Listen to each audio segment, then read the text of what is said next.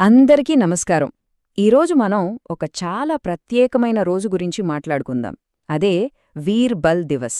అసలేంటిది? December 26, 2025న జరగబోయే ఈ జాతీయ కార్యక్రమం మన పిల్లల భవిష్యత్తు కోసం ఎంత ముఖ్యమో దాని గురించే ఈ విశ్లేషణ.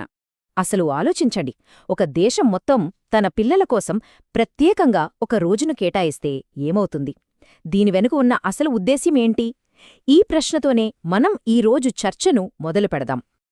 అయితే ఇంతకీ ఈ వీర్బల్ దివస్ అంటే ఏంటి? ఇది కేవలం ఒక పండగలాంటిది కాదు. ఇది అంతకు మించి మన పిల్లలని గౌరవించడం, వాళ్లలో క్రియేటివిటీని, కాన్ఫిడెన్స్ని పెంచడం, ఇంకా ముఖ్యంగా దేశ నిర్మాణంలో వాళ్లను కూడా భాగం చెయ్యడమే దీని వెనుకున్న అసలు లక్ష్యమన్నమాట. సరే, ఈ వేడుకలన్నింటికీ సెంటర్ ఆఫ్ అట్రాక్షన్ ఏంటి? ఖచ్చితంగా దేశ రాజధాని న్యూఢిల్లీలో జరిగే ప్రోగ్రామే. దాని గురించే ఇప్పుడు చూద్దాం. న్యూఢిల్లీలో జరిగే ఈ మెయిన్ ఈవెంట్ని 2 భాగాలుగా చూడొచ్చు. మొదటిది మన గౌరవనీయ రాష్ట్రపతిగారు అధ్యక్షత వహించే అవార్డుల ఫంక్షన్. ఆ తర్వాత మన గౌరవనీయ ప్రధానమంత్రిగారు హాజరయ్యే ప్రధాన కార్యక్రమం ఉంటుంది. మరి ప్రధానిగారి ప్రోగ్రాం ఎప్పుడు, ఎక్కడ జరుగుతుంది అనుకుంటున్నారా? డిసెంబర్ 26, 2025న మధ్యాహ్నం 12:30 నుంచి 2 గంటల మధ్య. వెన్యూ వచ్చేసి న్యూఢిల్లీలోని భారత్ మండపం. ఒకవేళ అక్కడికి వెళ్లలేకపోయినా ఏమాత్రం కంగారు పడక్కర్లేదు. ఈ మొత్తం కార్యక్రమాన్ని లైవ్లో చూడొచ్చు. ఆన్లైన్లో ఎవరైనా ఈ వేడుకలో భాగం కావచ్చు. ఓకే, ఇప్పుడు దాకా మనం ఢిల్లీలో జరిగే మెయిన్ ఈవెంట్ గురించి మాట్లాడుకున్నాం. కానీ ఈ వీర్బల్ దివస్ అసలు స్పెషాలిటీ ఏంటంటే, ఇది కేవలం ఢిల్లీకి మాత్రమే పరిమితం కాదు, దేశవ్యాప్తంగా ప్రతి రాష్ట్రం నుంచి ప్రతి గ్రామం వరకు జరుగుతుంది. అసలు ఇంత పెద్ద స్కేల్లో దీన్ని ఎలా ఆర్గనైజ్ చేస్తున్నారో ఇప్పుడు చూద్దాం.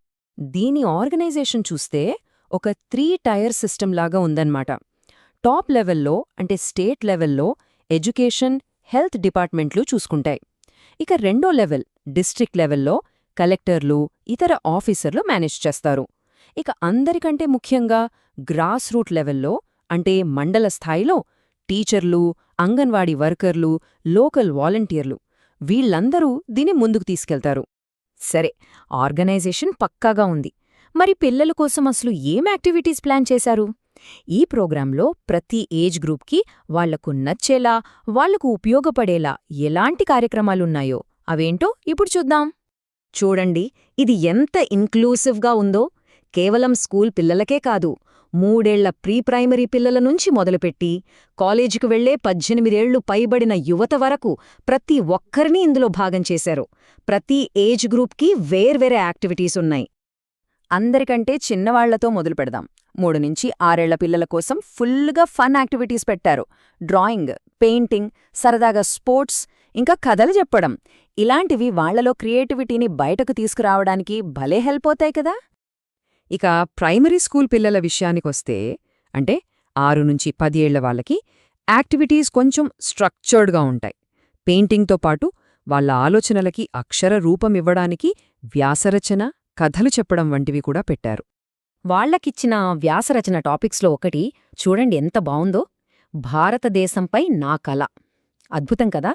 అంటే అంత చిన్న వయస్సు నుంచే దేశం గురించి ఆలోచించేలా, పెద్ద కలలు కనేలా వాళ్ళని మోటివేట్ చేస్తున్నారన్నమాట. ఇక సెకండరీ లెవెల్కొచ్చేసరికి, అంటే 11 నుంచి 18 ఏళ్ల వాళ్లకే యాక్టివిటీస్ ఇంకా అడ్వాన్స్డ్గా మారతాయి. సింపుల్గా వ్యాసాలు, కవితలే కాదు, డిబేట్లు, డిజిటల్ ప్రెజెంటేషన్లు కూడా ఉంటాయి. నేషన్ బిల్డింగ్, డిజిటల్ ఇండియా, మన వీరుల గాథలు ఇలాంటి సీరియస్ టాపిక్స్పై వాళ్ల అభిప్రాయాలు చెప్పేందుకు ఒక మంచి ప్లాట్ఫామ్ ఇది. ఇక్కడొక టాపిక్ చాలా కీలకం.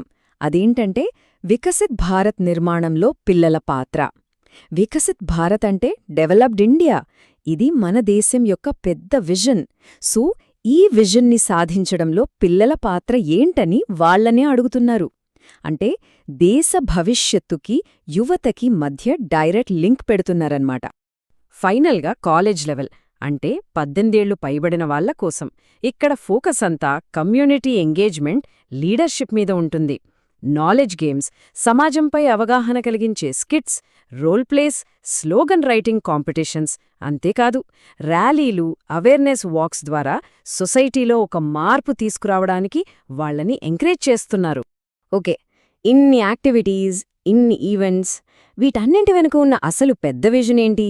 ఈ కార్యక్రమాలన్నీ చివరికి దేనికి దారితీస్తాయి? అదంతా ఒకే ఒక్క మాటలో చెప్పాలంటే, కలిసికట్టుగా మన దేశ భవిష్యత్తుని నిర్మించడం. సో మనం గుర్తుంచుకోవాల్సిందేంటంటే, వీర్ బల్ దివస్ అనేది జస్ట్ ఒక రోజు సెలబ్రేషన్ కాదు, ఇది అంతకంటే చాలా పెద్దది. మన యువతను శక్తివంతం చేయడానికి, భారతదేశ భవిష్యత్తు కోసం అందరం కలిసి ఒకే విజన్తో పనిచేయడానికి ఇదొక బలమైన పునాది, ఒక వేదిక. ఈ విశ్లేషణను ఒక ప్రశ్నతో ముగిద్దాం. ఆలోచించండి. ఒక దేశం తన భవిష్యత్తుని తనే నిర్మించుకోవాలంటే తన యువతని ఎలా తయారుచేయాలి? వాళ్లని ఎలా శక్తివంతం చేయాలి? బహుశా వీర్ బల్ దివస్ లాంటి కార్యక్రమాలే ఈ ప్రశ్నకు ఒక సమాధానం కావచ్చు. ఏమంటారు?